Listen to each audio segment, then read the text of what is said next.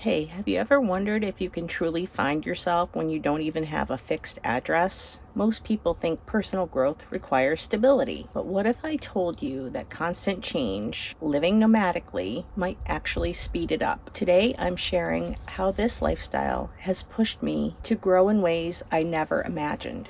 Stay tuned. Hi, this is Miles to Myself, and I'm Michelle. Welcome back. Thanks for joining me today on this very deep topic of personal growth and living nomadically. One thing that I've noticed is that van life strips away distractions. You're just left with yourself. The non-physical baggage that you carry, old fears, limiting beliefs, and doubts, they do come along for the ride. And with less noise, you can't ignore them. I've had to face parts of myself that I used to push aside, and slowly, I'm learning to let go of what doesn't serve me anymore. Even though I'm solo, I've found incredible connections on the road, like Debbie's birthday in Maine, or just strangers that I've met at campgrounds. Those temporary communities may only last a day or two, but they leave a lasting impact. Home isn't always a place.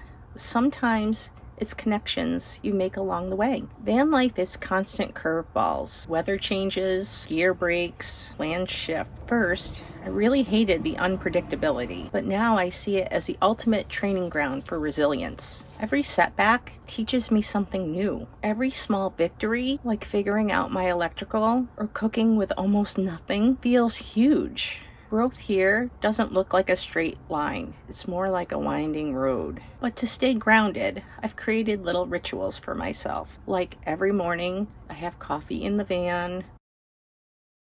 Sharpie goes out, he has a walk, he gets fed, I'm getting ready for my day. Every morning it's the same routine. And of course, there's all the videos that I make to share with you. Those are my anchors. And the funny thing is that those don't just apply to van life. Anyone can create growth by stepping outside of their comfort zone and choosing intentional practices. I used to think growth required stability. Now I know it requires courage to let go, to move forward, to embrace uncertainty. Living nomadically has been the most uncomfortable and the most rewarding thing I've ever done in my life. And maybe, just maybe, it's teaching me how to live. I invite you now to share with me a time in your life when discomfort actually made you grow. I'd love to hear your story in the comment. And if you missed yesterday's video about my biggest van build regrets, check it out here. I'll link it. Trust me, you'll want to avoid some of these mistakes. Like, don't rush, but get on the road.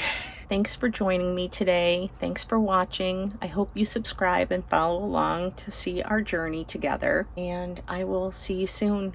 Bye.